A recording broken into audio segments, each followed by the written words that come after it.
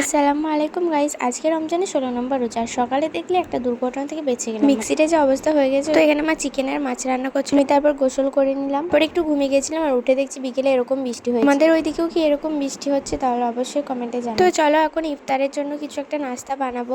মাকে বললাম কি বানাবো, মা বললো সুজি দিয়ে একটা কিছু বানাবো। তো তাই আজকে সুজির পাটালি বানাবো, কিন্তু আমি আজকে ফার্স্ট টাইমই ট্রাই করব, জানি না কেমন কি হবে। তো চলো দেখা যাক। তো গাইস আরেকটা কথা বলি, তোমরা এত কমেন্ট করছো, মানে এত আলতু ফালতু কমেন্ট, কি বলবো, মানে কিছু বলার নেই, কি রিপ্লাই করবো মাঝে মাঝে আমি নিজেই খুঁজে পাই না। আমি তো একটা সামান্য ক্রিয়েটার, আর আমি জানি বড় ইউটিউবারদেরও অনেক কমেন্ট আসে, আর ভিডিও ক্রিয়েটারদের এরকম অনেক কিছুই সহ্য করতে হয়। কমেন্টের কথা বাদ দাও, এখানে দেখো আমি ঘিটা দেওয়ার পর পানি দিয়েছিলাম, তারপরে সুজিগুলো দিয়েছি, এখানে নুন আর চিনি দিয়ে দিচ্ছি, তারপরে একটু এলাচ আর একটু বাদাম দিয়ে দেবো। তো সুজিটা এইভাবে নাড়তে হবে, তো হয়ে যাবে। তারপর এটাকে নামিয়ে নিতে হবে। আর আজকে ছিল আমাদের লাস্ট এক্সাম, মানে স্কুলের লাস্ট দিন।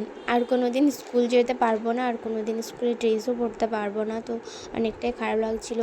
তো এখানে দেখো ঘি মাখিয়ে নিয়েছি বাসনটাতে, আর ওটা ঢেলে এইভাবে একটু হাতে করে চেপে চেপে নিতে হবে যাতে ওটা শক্তভাবে বসে যায়। আর এটা এত গরম ছিল যে আমার হাতটা একদম লাল হয়ে গেছিলো। তো এখানে মা দেখো ইফতারের জন্য ফলগুলো কেটে নিচ্ছে, আর এটা চলো আমি পিস পিস করে কেটে নিই, এটা তোমাদের মনের মতো তোমরা কেটে নিতে পারো। তো এখানে দেখো হয়ে গেছে আমার। তো চলো আজকের ভিডিওটা এই পর্যন্ত। অবশ্যই লাইক কমেন্ট শেয়ার করে দেবে। দেখা হচ্ছে নেক্সট কোনো ভিডিওতে।